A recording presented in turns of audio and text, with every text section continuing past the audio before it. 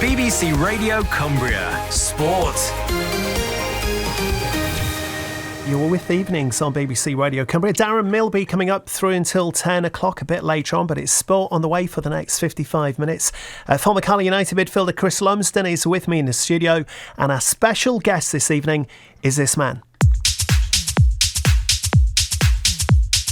Ronaldo on his left foot, chips it to the far post. Oh, yes, it's in! It's got to be in! It is in! Glenn Murray! And away goes Glenn Murray. Glenn Murray into the penalty area. And it's Glenn Murray left foot.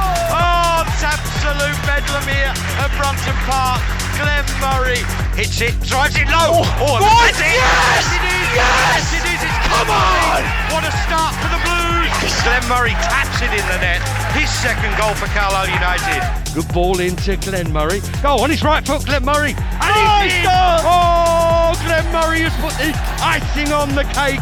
88 minutes. Glenn Murray turns 18 yards, slots it past the keeper. Darlington 0, Carlisle United 4. Yeah, over 400 pro appearances for the likes of Carlisle United, Rochdale, Crystal Palace and, of course, his current club Brighton after an early non-league career with Workington Reds and Barrow. Special guest tonight, Glenn Murray. How are you doing? I'm good, thank you guys. How are you? Yeah, great. Good to have you with us. Look, funnily enough, we're just listening to that last goal there, which was the Darlington away game, 2005, when United won 5-0. We were talking about that game just the other day. Any memories of that? Yeah, well, actually, a few of those clips there brought a lot of memories back. But yeah, that one in particular, I remember going to Darlington, and it was probably at the time the best stadium in the division. And yeah, to go there, who were probably the most local team to us at the time, and beat them 5-0. It was a fantastic afternoon. Yeah, the kick-off actually got delayed a little bit because of how many Carlisle supporters travelled. So they were only allowed, although they had a 25,000-seater stadium, they were only allowed up to 11,000 or so in the ground through police measures, and we took about 6, so we outnumbered them.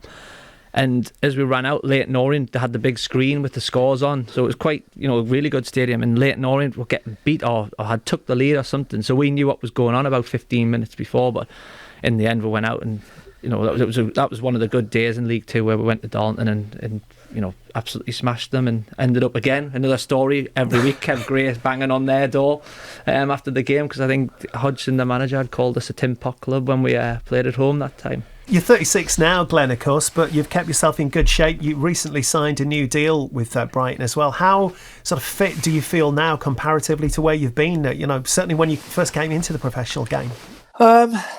I think it's more of a mental thing, to be honest. It's sort of, my age gets mentioned all the time in interviews, and any time I do well, they refer to me as a 36-year-old and not as just the player Glenn Murray. So I think you question yourself a lot mentally. Am I as fit as I was 2 years ago? Could I have made that run? Could I have done that a little bit quicker? And I think when I sit back and take the emotion out of it, I still think I can. I still think I'm doing things at the same rate.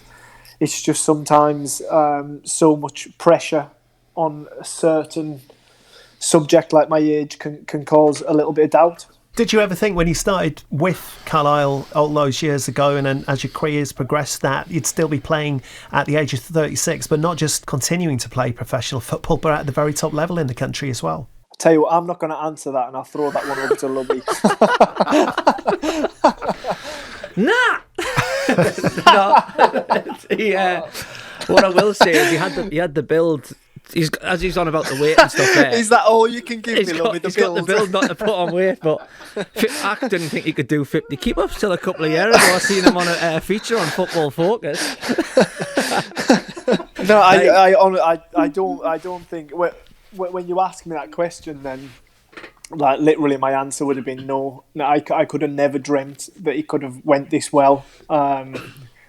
I mean, I was never really a standout player in the squad at Carlisle. I was just a bit part player, just sort of making my way. And obviously, when I was given my opportunity, when I moved on, I managed to take it and sign for a couple of clubs that suited me. And I think one of the most important things that I've done is I've made the right moves at the right times, because I mean, one wrong move can just sort of knock you sideways. And I got that at Bournemouth a little bit. I went down to Bournemouth, didn't play, didn't see eye to eye with the manager, and sort of I think 32. That next move is crucial because as a footballer, if you're not scoring goals or you're not playing regularly, you just get forgotten about.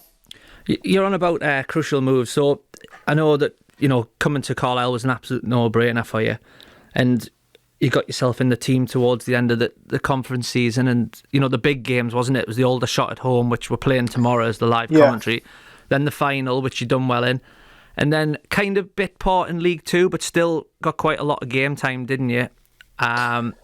And then League One, Neil MacDonald, bit different. I think he's trying to get a few out. I don't think it was the greatest to you and Simon Grand. I think he went old school, didn't he, on the phone trying to get you out? Do you know what? He done really well for me. So I just felt that as at that period. So I mean, I've stepped into a professional club. My previous club's been sort of Barrow and Workington, and then a little stint over in America. And then all of a sudden, I'm sort of rubbing shoulders with like the likes.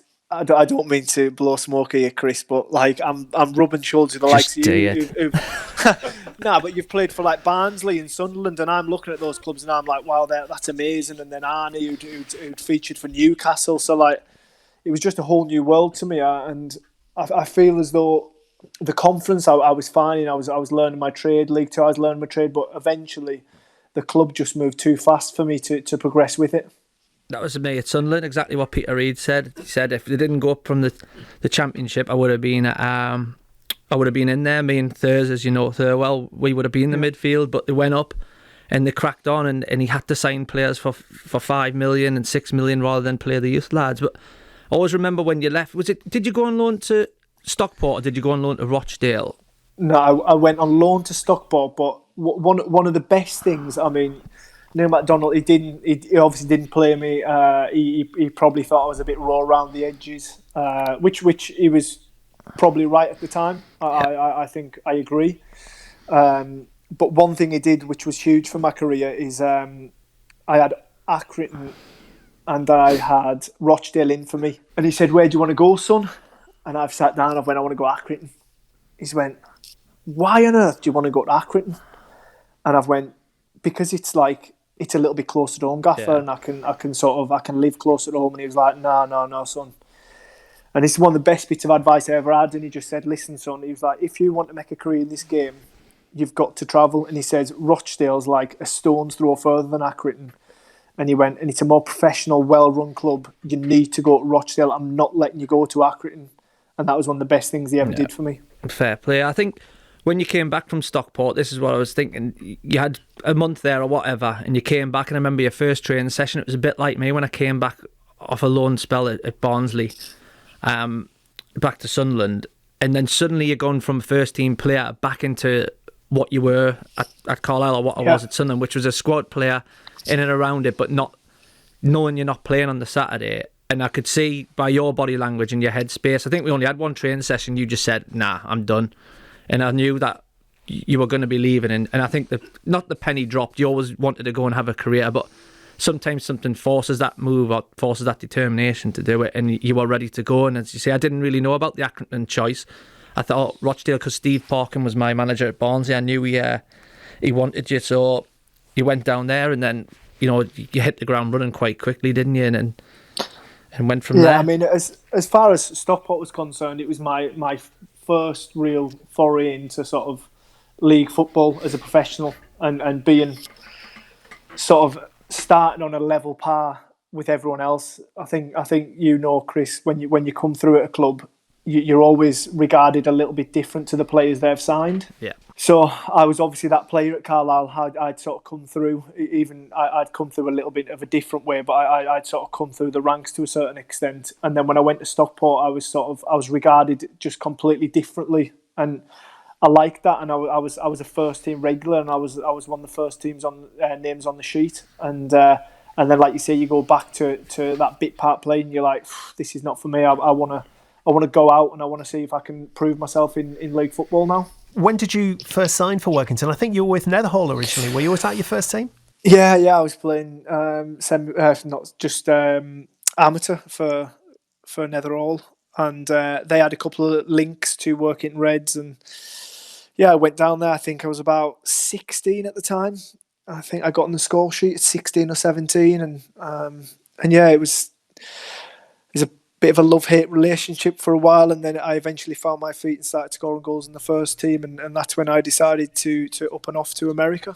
Talk us through some of the Reds players in that team at the time. I think Graham Golding would have been there at the time you were there. Yes, he was. Yeah, Graham was a striker there with me, and he also actually came out to America with me. We had a few ex-Carlisle lads. Tony Hopper came down. Will Varty was there. So yeah, there was a few. Bones came down for a while. Because the American team you went to 2004 was Wilmington Hammerheads, wasn't it? What was that experience like? How did that move come about for you? So funnily enough, Jimmy Irving, who took Netherhall, my amateur team in Maryport, his brother was out in America. He played for Fort Lauderdale Strikers and things, and he set up house out there, and he was a football manager, and his club was Wilmington Hammerheads, and he offered me the opportunity to go out there on a 2-week trial, and I never looked back. I was out there for nearly 3 years. Do you think that experience helped you as a player and helped you further on in your career, do you think? Yeah, without a question of a doubt. It was professional football, so we trained every day, which I couldn't have got in the UK at the time. So that helped me develop myself, and then also I went out there at 18, so I really sort of learned how to look after myself, and it sort of turned me into a man, that stint out there. And then was it the Mick McCarthy thing happened? Yes, yeah, it did, yeah. Good memory that, Lummy.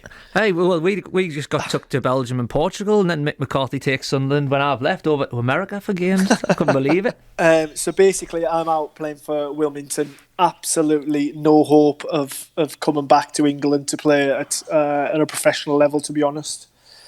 So I think I was doing like 7 or 8 months out there, and then I would come back in sort of September, I think, play for Workington through to about March, and then I go back out there, so I missed the start and the end of the Unibond season with Workington. And then in my last season out there, Sunderland came out in a pre-season tournament, and we played them. I played quite well, and then I got picked for a very American term, an all-star team, to play Sunderland. I scored 2 goals in that game as well, and Mick just said, "Listen, do you want to come back to Sunderland on trial and I'll see what sort of what you've got to offer, and see if I can offer you anything as far as a contract's concerned." And literally, it was just like, that was my big break. That was my moment where, even though it wasn't to work out at Sunderland, I spent about a month there, and in the end up he decided against offering me a contract. And in a passing comment in the office, obviously, he was a big deal. They were in the Premier League at the time, so I was a bit starstruck, and he said, "Is there anyone you want me to call?" And I was like, "Yeah, you could call Paul Simpson for me at Carlisle, please. That would be amazing. That's my local club." And he was like, "Yeah, no problem. I played with Paul at Barnsley. I'll give him a call and I'll let you know." And so I left the office sort of down, but a little bit upbeat that there still might be a little glint of light of a chance in the Football League. And I waited, I think, 6-7 weeks. I was plastering with my dad, and I waited 6-7 weeks. Fell out of love with football, wasn't playing. Thought the phone was never going to ring, and lo and behold, it rang one Tuesday night, I think. About 7 weeks later, unfit. Do you want to come through for a reserve game? I'm like, yes, 100%. I'll be there. What time? And I put the phone down. It dawns on me that I've done nothing. I'm like, oh my goodness, what am I going to do?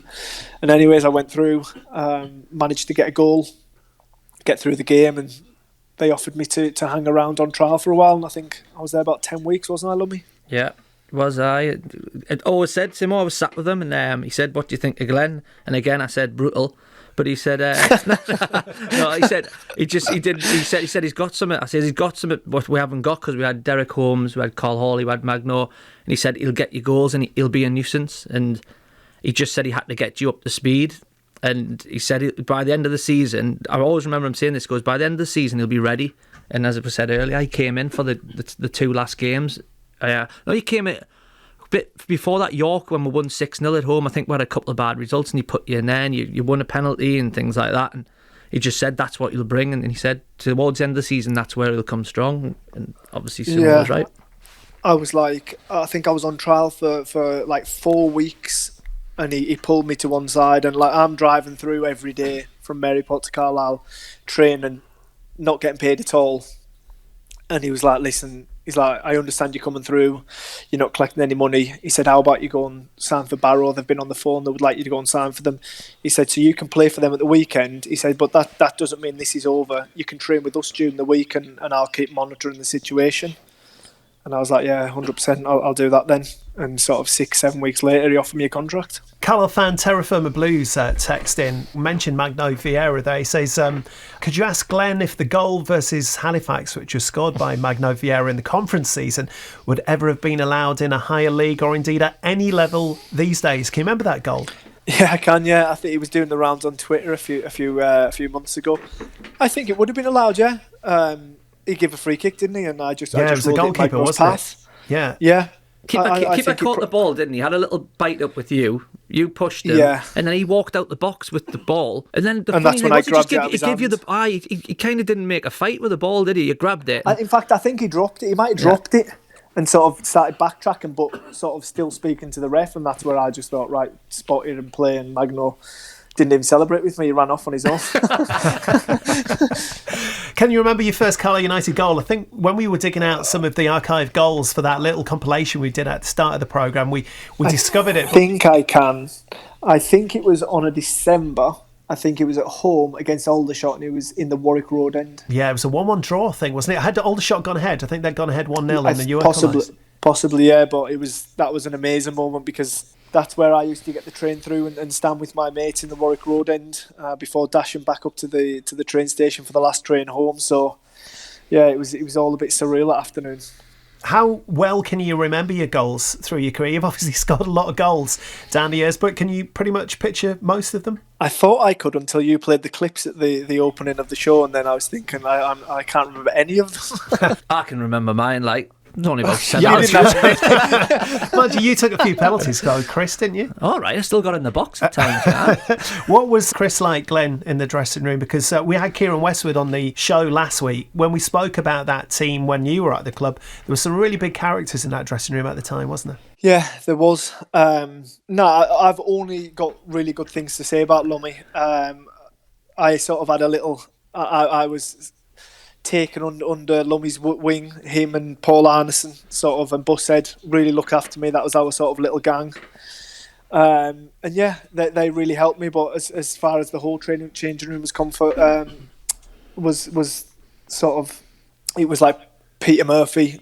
He was captain at the time. He really took time out to make me feel welcome. Then we had Magno, and yeah, it was just Siebes, and it was just a great squad to come into. It was a together squad, which I think you get when you win games. And luckily, that's the squad I stepped into, a team that was sort of on the up and not necessarily on the down. Yeah, I think you've probably had a couple of these squads now, wouldn't you? I think, I had it at Sunderland, even though I was a young lad when we won and we got promoted. Carlisle, obviously, but you would have probably had it at Brighton a couple of times. I don't know. Did you have a promotion push for Rochdale, or you just had good characters, didn't you? You were never going to be someone trying to get up. If you had a good season, you'd be up there. But you had some good lads. I left halfway through the season where they did really well. So I only spent a year there. So it was from sort of January to January, and in that time, Keith Hill took over and really took the club to new heights, resulting in 18 months later getting to the playoffs of League Two. So yeah, like you say, I've been really, really lucky in my career where I've been in good squads and squads that are sort of competing to win things. When you left Rochdale, I kind of see it. You mentioned earlier about Accrington and being a stone's throw and being nearer home. Initially, when Brighton came in, because remember they were at that was it the Withdean with the track around it.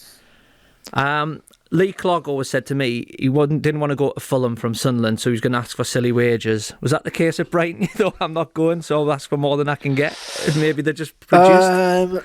Were you reluctant to go? To a certain, yeah. I mean, there was a lot of talk leading in that January. I'd scored a lot of goals in that past year.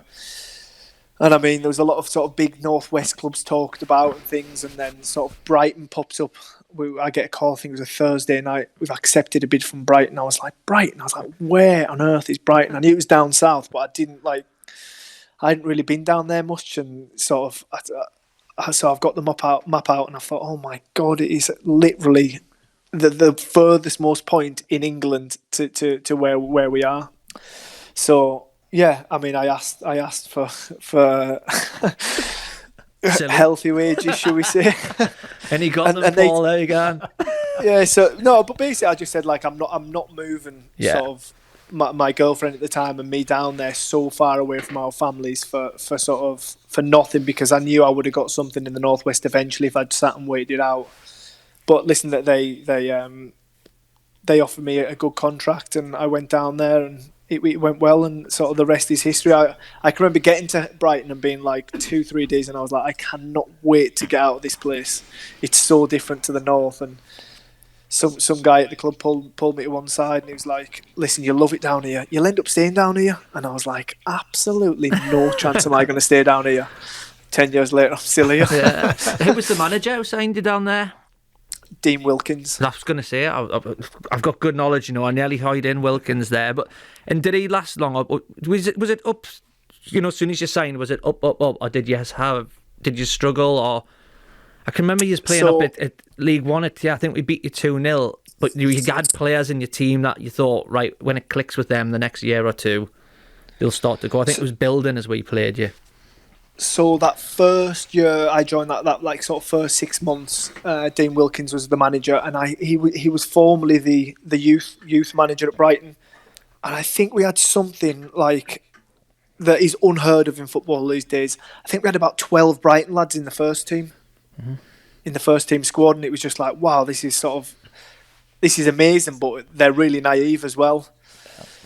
So we sort of cherry-picked the best of those, and we went through a few managers, Russell Slade, Mickey Adams, and it didn't really work. And then we got really close to relegation one year, and Gus Poyet came in, and when Gus got hold of us, he really sort of just pulled the squad together, made all the right decisions, and then from there on in, the club was only going one direction. Yeah, I mean, you must have seen an amazing change in Brighton. I mean, you're as near as a legend in that part of the world these days as you're going to get footballing wise. I mean, when from the point you came in, I think they would have been playing at the Withdean Glenwether at that point, and now, of course, where they're playing in the Amex at the moment. It's amazing just how much they've progressed in these sort of 10 years or so.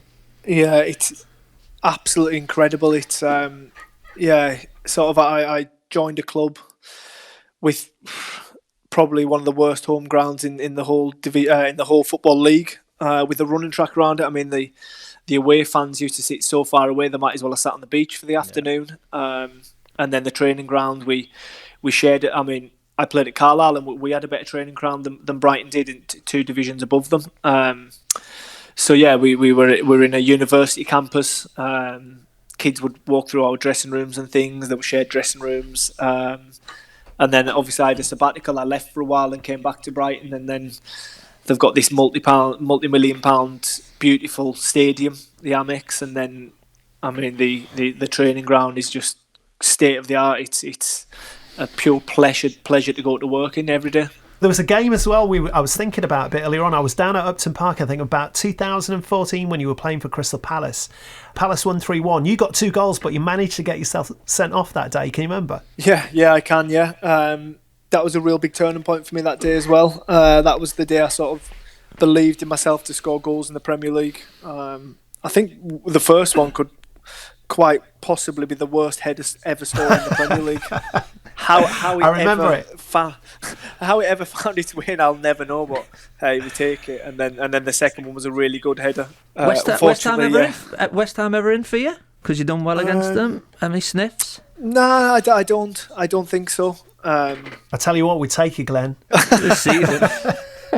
You just have those clubs, don't you? That sort of you do well against, and West Ham's one of mine where I love going. I love playing at Upton Park. I enjoy the London Stadium, and I enjoy scoring goals against West Ham. What can I say?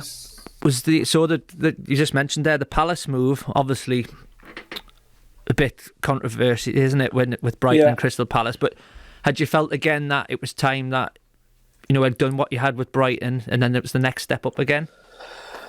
So basically, I ran my contract down in the League One sort of winning season under with Gus Poyet with Brighton, and we were stepping into the Amex the year after. So we June that season, as well as flying in the league, we were sort of going around this massive new stadium that we were going to be playing in next year, and we just couldn't, top and bottom, we just couldn't agree personal terms on a contract. And I was with a Brighton girl at the time, and I wanted to stay in the area, and Crystal Palace was pretty local. I didn't realise that they were such arch enemies at that time, because in my first 3.5 years at Brighton, I'd never come across Crystal Palace. Mm-hmm. And then about 3 weeks into my Crystal Palace career, we came back down to the Amex, and I learned what it was all about. So did they turn on you quite quickly, or was there a bit of respect and a bit of booing, or completely all one-sided? I think they were just completely shell-shocked that I'd done it. But I was still living in the city at the time, so like I would get a little bit of stick. That you just sort of had to take on the chin. I mean, what can you do? It's part and parcel of being a footballer. I mean, Lummy, you have bad result and things. You go out, sometimes people say something to you. Do you know what I mean? And that's part and parcel of it, isn't it? You can't do anything about it. So yeah, I mean, anyone that would listen, I would explain my situation and that I wanted to stay in Brighton. I love the city and things, but the club at the time weren't that keen on keeping me. They had their sights on another striker who turned out to be Mikhail Smith, and they burst their transfer fee for him. So when things like that happen, I'm not necessarily a footballer that's going to sort of hang around and just, I don't know, pick your wages up. Listen, if they sign a massive striker like him at that level, then obviously my face doesn't fit anymore, and I'm away to try and score goals elsewhere. Those Palace-Brighton derbies are quite intense, aren't they? I think it's quite difficult for people outside of that particular rivalry to understand why it is so intense, but they're pretty intense games, I imagine, for a player to play in. Yeah, they are. Surprisingly so as well, especially being a northern boy growing up. That rivalry and that derby wasn't on my radar at all. It was, I didn't even realise until I joined Brighton, and even when I was playing for Brighton the first stint, I didn't realise to what extent the rivalry was. But like I say, 3 weeks into my Crystal Palace career, I soon found out. And then, of course, was it you played them in the playoffs, didn't you? I think did you get injured in the first leg? Yeah. I got some knowledge, me, Glenn, haven't I? Well, I know you follow my career right I through. I do, to be fair. Every time he does something well, I remember I made him. I could have broke him in the dressing room, but I put my arm around him, roomed with him in Magaluf. I think it was more you dropping your head, shaking your head, and saying, "How?" Tomorrow is the return of our retro match day, number 2 match tomorrow. Carlisle United against Aldershot, the conference playoff semi-final second leg tie at Brunton Park. What a night that proved to be, one of the most exciting matches in the club's recent history. You can hear the entire commentary from 3 p.m. tomorrow afternoon. It is quite a long one as well, but well worth listening to, because in the studio tonight, Chris Lumsden was part of that Carlisle United team who played that night. Glenn Murray, our special guest tonight, the Brighton forward, also played in that game. That's got to be up there with one of your most memorable games, I imagine. Yeah, 100%. It was just bedlam, wasn't it? It was without doubt a night to remember, and it's right up there on one of my top nights. You scored the penalty as well, kept your nerve, didn't you? What were you feeling when you stepped up? Oh, you didn't. You missed it, didn't you? Let me tell you to say that, didn't I've absolutely killed you there. Keeper just went down the stages, had a cigar out. It's like, what's he doing? It was horrendous. It was literally like my legs stopped working. To be honest, did you walk down there and were you in trouble mentally, or were you all right? Did you think it was the nerves that got you? Or do you just think sometimes it happens, doesn't it? You don't connect well, or was it all of it together? No, I just think like a young lad, and just like the magnitude of it, sort of it being my local club and Warwick Road end as well. I don't know, just like my legs went to jelly, and when he saved it, I was just like, oh my god. It's weird. But thankfully, it ended well. Yeah, it's weird because I've had that feeling. You go up to score pens, and for some reason you're like, I'm in real doubt here. But that night, as Glenn says, it was bedlam. Atmosphere was unbelievable. I knew I was going to score, and you just have You just have days like that. It's the walk though as well, in it. Yeah. On like if it's a normal penalty, like it's bad enough, like all eyes are on you, but it's sort of everyone's around the penalty area, aren't they? It's pretty quick. That walk in a penalty shootout is awful, isn't it? Did you offer to take a penalty then, Glenn, or were you nominated for that? I can't remember. I think I probably wanted to take one. It's a free goal as a striker, isn't it? And I wanted in on the action sort of thing. It was an amazing night, and I wanted to sort of do my little bit and score the penalty, but unfortunately that wasn't to be. Do you know what? I just give the other lads the opportunity, Matty, Glenn, and to make heroes of themselves and to make it that little bit more exciting. What would you say has been a highlight for you, the most memorable moment for you? Was it a playoff win? Was it promotion with one particular team? What would you say is up there? Oh, wow, you've put me on the spot there, haven't you? I think probably one of my highlights was sort of last year, and just keeping pace with sort of some massive names in the Premier League, and just sort of being what I consider just a normal guy that works hard on his football, and sort of seeing your name on the list with the likes of Aguero and Aubameyang, and yeah, at my age, that was quite a special season. And with that, was there any? We talked about sniffs before with clubs. What about England? Must have been someone. Listen, there was no contact, but obviously there was a lot of press talk about it, and I believe that maybe under another manager it may have happened. Listen, I wasn't going to be a long-term option, was I? It was going to be sort of a couple of games or whatever, but it would have sort of topped my career off, and it would have been amazing. But unfortunately, England's under sort of new guidance under Gareth Southgate, and listen, you can't sort of doubt the guy, you can't question him, because what he's done while he's been in charge it's been fantastic.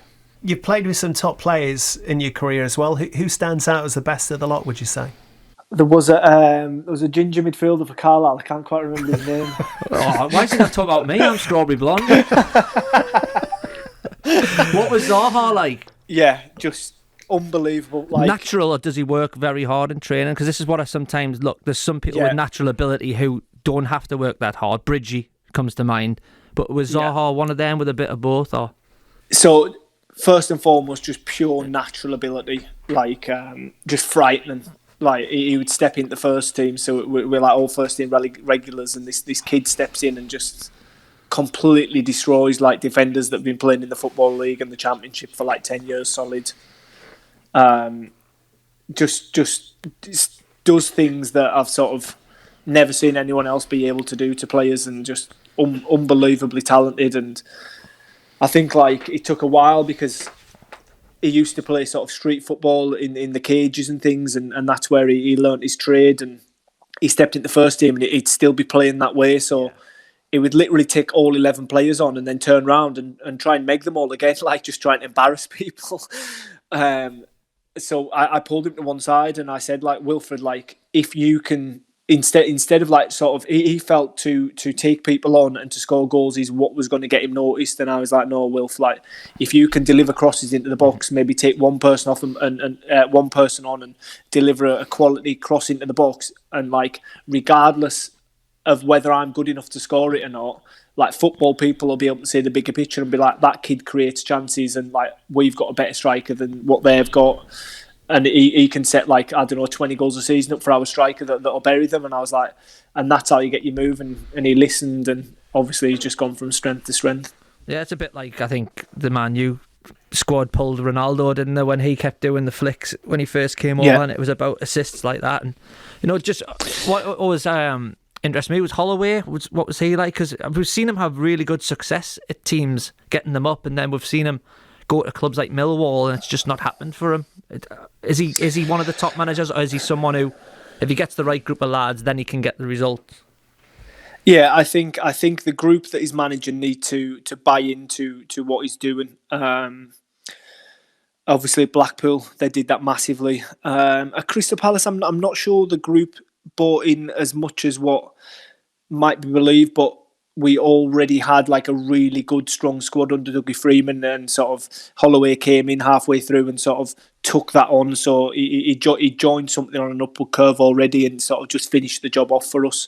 And then, yeah, like you say, he's gone to other places like Millwall and things, and it hasn't quite worked for him. But I do think it's down to the players. If they buy into to sort of his philosophies, then he's fantastic. Got a couple of texts for you, Glenn. Jeff in Carlisle says he used to work with your dad. His nickname was Marvellous Maz. He used to say he was the best plasterer in the West. Ask Glenn if he remembers his dad used to say that. I've never heard him referred to as marvellous, but yeah, Maz is right, and yes, he was half decent plasterer. Gary Phillips as well. He says, "Hi, I was Glenn's sponsor when he was at Carlisle United. Always followed his career. I remember him and Graham scoring goals for fun for Workington and hoped Carlisle would sign him. Was a bit disappointed with how his career went at Carlisle. I remember talking to him one day and said, I just need half a dozen starts, Gary, rather than coming off the bench for 15 minutes. I will get goals. I'm so pleased he went on to have such a good career. All the best for the future," says Gary. Thank you very much, Gary. Pick out a favourite goal from your career as well. Which one stands out for you above all the others, do you think? One for Brighton in the Championship winning season away at QPR. No. It was around this time of year, March, sort of like nights were getting lighter. You could smell sort of summertime in the air, and we were on the verge of promotion, and I managed to break the deadlock one-on-one with the keeper and scored in front of a packed stand full of Brighton fans away at QPR. It was a magical moment. Just a quick one on, well, best player you've played with, and like as you've seen in the Premier League, just on the same pitch as somewhere where you've just looked and, you know, you've mentioned Zaha and saying he's unbelievable. Is there anyone a step up from him even where you've went, that's even better?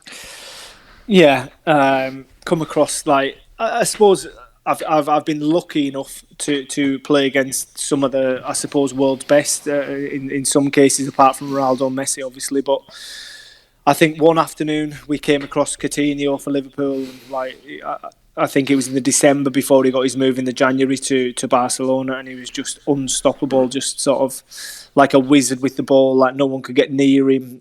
His touch was perfect, and I think sort of when you go up the leagues, the thing that you focus on more is decision making, and like everything he did was just timed perfectly, and just all the right decisions, and just he was just unplayable.